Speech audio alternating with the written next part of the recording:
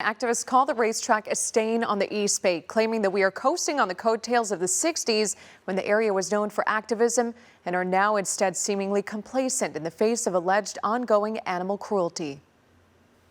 The California Horse Racing Board reports 2 more horses have died this week at Golden Gate Fields, citing an accident on April 1st in the case of a horse named Georgia, and no specific cause of death on April 3rd of a horse named Velocamente, whose breakdown was broadcast live during a stream of the race, which we won't show you here. That brings the total to 9 deaths this year and 37 since 2020. Concerned community members are once again calling for the racetrack to shut down for good. Samantha Fay with Direct Action Everywhere grew up around horses and has trained some that, in her words, were rescued from racing. And when I found out that over half of the horses that are bred in the United States are shipped to slaughter over the borders, I knew immediately that I could no longer support the sport.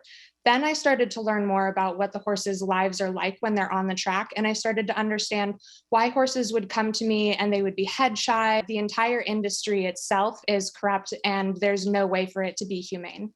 She, along with several dozen activists, urged Albany City Council members in a meeting Monday night to use whatever power they have to put an end to what they say is an outdated, cruel sport that leads to abuse of the horses and feeds into gambling addictions in their town.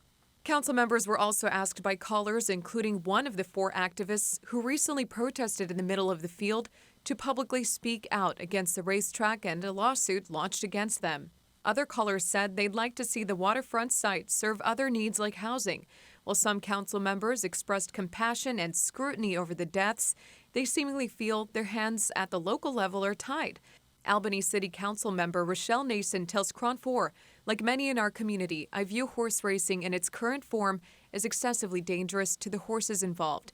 She went on to say, however, I believe the California law places the responsibility for regulating this activity on the state rather than the local government. And Councilmember Aaron Tiedman said, I'm very saddened to hear that there have been more horse deaths at the track. I'm hopeful that we will see action from the state on Golden Gate Fields soon, as I think our community is ready to see our shoreline used for something more constructive than horse racing. Representatives of Golden Gate Fields did not get back to us.